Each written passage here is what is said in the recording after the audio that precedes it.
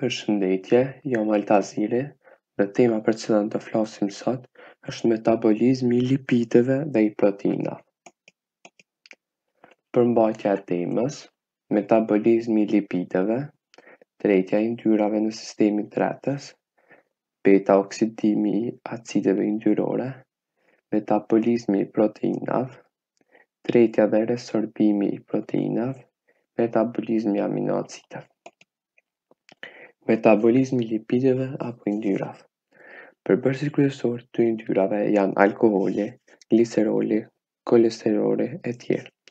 Acidet yndyrore, molekulat e të cilave përbëhen nga një zinxhir prej rreth 14 deri në 32 atomësh karbonit të lidhura me atomet të hidrogjenit. Për organizmin e njerëzit dhe shtazve, nga grupi i lipideve, rëndësinë më të madhe ushqyese e kanë yndyrat, vajrat dhe fosfolipidet. Ato janë depo energjetike për organizmat e gjallë. Në këtë foto është paraqitur strukturat e kolesterolit, e acideve yndyrore, trigliceridës, fosfolipideve e tjerë. Tretja e yndyrave në sistemin tretës. Yndyrat që ne i marrim përmes ushqimit janë me priardhje shtazore dhe bimore. Tretja e yndyrave dhe e vajrave fillon në zorën 12 kishtore, sepse në gojë dhe lëkë nuk ka enzima lipolitike. Në zorën 12 kishtore, lipidet emulgojnë duke hyrë në reakcion me acidet bilare që formohen në mëlçi. Lipidet me emulgim formojnë micele duke rritur sipërfaqen e tyre kontaktuese për veprimin e enzimave lipaza në to. Ky emulgim njëkohësisht aktivizon edhe lipazat, të cilat prodhohen nga pjesa egzokrine e pankreasit. Si pasojë e veprimit të lipazave pankreatike dhe acideve biliare nga mëlçia, në zorën e hollë hidrolizohen 50 dhe 60% e yndyrave në 2 monoacilglicerole, ndërsa pjesa tjetër në glicerole dhe acide yndyrore. Prodhimet e hidrolizës së lipideve në zorën e hollë absorbohen nga mukoza e zorës, ku në qelizat e murit të zorës ato sintetizohen në formë të triacilglicerole hilmokrine. Hilmokronet janë pika yndyrore të mbështjella me mbështjelës proteinik me diametër prej 100 deri 500 nanometra. Nga qelizat e mukozës së zorës, më tej përmes lëngut ekstracelular kalojnë në limfë, me anë të së cilës qarkullojnë nëpër organizëm. Një pjesë e prodhimeve të hidrolizës hynë në qarkullimin e gjakut, ku lidhen me albuminat plazmatike. Acidet yndyrore dhe gliceroli të lidhura me albuminat hynë në procese oksiduese dhe teplicat depozitohen në mëlçi. Fosfolipidet, sikurse lipidet, e kanë funksionin e njëjtë të tretjes, ndërsa vitaminat lipsolipide dhe kolesteroli emulgojnë në zorën e hollë dhe të pahidrolizuar absorbohen në zorë. Këtu është paraqitur një skicë për të kuptuar më mirë tretjen e yndyrave. Në hapin e parë, një sasi e vogël e tretjeve të lipideve ndodhin në stomak për shkak të lipazës të prodhuar në stomak. Hapin e dytë, acidet biliare të prodhuara në mëlçi ruhen në fshizkësën e urinës dhe lëshohen në zorën e hollë për të ndihmuar në tretjen e lipideve. Në hapin e tretë, enzimet lipaza të prodhuara nga pankreasi lëshohen në zorën e hollë për të zbërthyer trigliceridet në monogliceride, acide yndyrore dhe glicerin. Në hapin e katërt, në zorën e hollë, produktet nga tretja e lipideve dhe acideve biliare formojnë micelin, e cila lëviz drejt mikrovilveleve, për t'i lejuar lipidet të shpërndahen në qelizat e mukozës. Në hapin e pestë, brenda qelizave të mukozës, acidet yndyrore dhe monogliceridet ngjajnë në trigliceride dhe të inkorporuara në lipide. Termiat apo grimcat e transportit të lipideve, të quajtura hemokrome, të cilat hynë në limfë përmes lëngut ekstracelular. Zora e hollë është shumë efikase në absorbimin e yndyrave, pra shumë pak shtresohen në frискën e urinës. Beta-oksidimi i acideve yndyrore. Acidet yndyrore të përfituara gjatë hidrolizës së lipideve në sistemin tretës bërthejnë mand të një vargë reaksionesh me përbërje më të thjeshta, nga të cilat lirohet sasi e madhe e energjisë. Acidet yndyrore që nuk shfrytëzohen për sintezën e lipideve zbërthehen mëtej në citoplazmën e qelizave. Beta-oksidimi i acideve paraqet një cikël reaksionesh të njëpasnjëshme, të cilat zhvillohen në beta-C atomin e acideve yndyrore. Për oksidim të plotë të acideve yndyrore, ky cikël prej 4 reaksionesh përsëritet shumë herë. Ky është cikli i beta-oksidimit të acideve yndyrore.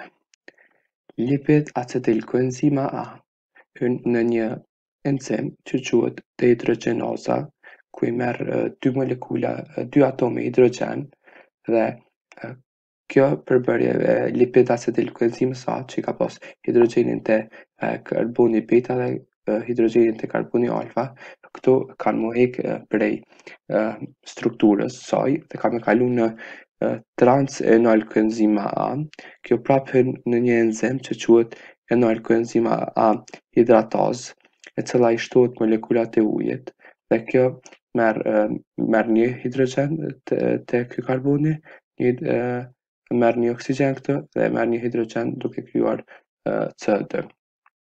Kjo hyn në një enzim i cila quhet hidroksyacyl koenzima A dehidrogjenoza, ku prap i marrën disa atome hidrogjen dhe këto që ka pas këtë atom hidrogjen këtu dhe atom hidrogjen këtu hekën duke krijuar në përbërje të re. Kjo hyn në një enzim që quhet beta-kotithoalase, e cila e ndon këtë komponim në gjysmë dhe koenzima A kjo i shtohet kësaj pjesës këto duke krijuar një lipid acetilkoenzima A, e cila mundet me fillu ciklin dhe formohet acetilkoenzima A. Acetilkoenzima A. Acetilkoenzima A merr pjesë në shumë procese.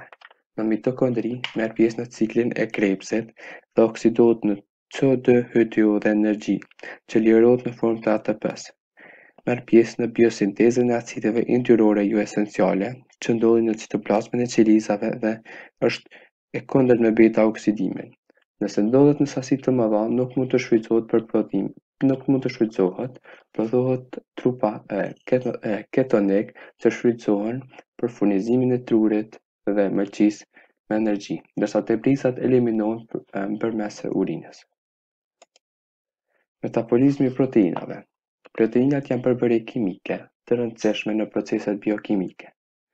Në ushqimin që marrim, shumica e proteinave janë me origjinë shtazore, ndërsa më pak me prejardhje bimore. Proteinat ripërtrihen vazhdimisht. Koha e ekzistencës së proteinave në organizëm është vetëm disa minuta deri në disa ditë. Kalogjenet janë proteina që nuk ripërtrihen. Në organizmin e njeriut gjatë ditës sintetizohen 400 gram proteina, po aq sa të zbërthehen. Molekulat proteinike zbërthehen në veprimin e enzimeve proteilike. Kjo është një protein që në formën e saj 3D, se si duket. Tretja dhe resorbimi i proteinave. Zbërthimi hidrolitik i proteinave fillon në lëkt, ku në stimulimin e hormonit gastrin stimulohet tajitja e lëngut të stomakut, i cili përmban HCl dhe enzima, kryesisht pepsina. Pepsina është aktive vetëm në mjedise shumë acidike, me pH 1.5 deri në 2 dhe mbi pH 5 është jo aktive. Pepsina i shkëput lidhet peptide të proteinave në ato vende ku ka aminoacide aromatike. Proteinat kthehen në peptide dhe këto peptide kthehen në aminoacide. Prodhimi përfundimtar i zbërthimit hidrolitik të proteinave në stomak është një përzierje polipeptideve. Tretja vazhdon në zorën 12 kishtore dhe zorën e hollë. Përzierja acidike polipeptidike nga stomaku neutralizohet nga lëngu i pankreasit në zorën 12 kishtore. pasi ka pH bazike.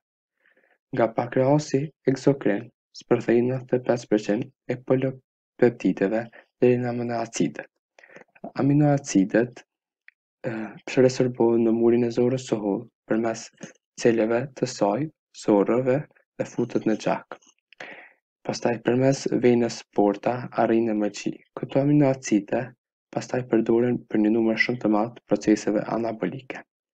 Rezervat aminoacidike është konstante që gjendet në gjak është konstante rreth 50 mg në 100 ml gjak. Kjo rezervë vazhdimisht plotësohet me aminoacide. Metabolizmi i aminoacideve. Metabolizmi i aminoacideve është shumë kompleks, sepse ato dallojnë nëpërmjet tyre nga përbërja kimike, sepse metabolizojnë në mënyra të ndryshme. Faleminderit për vëmendjen tuaj.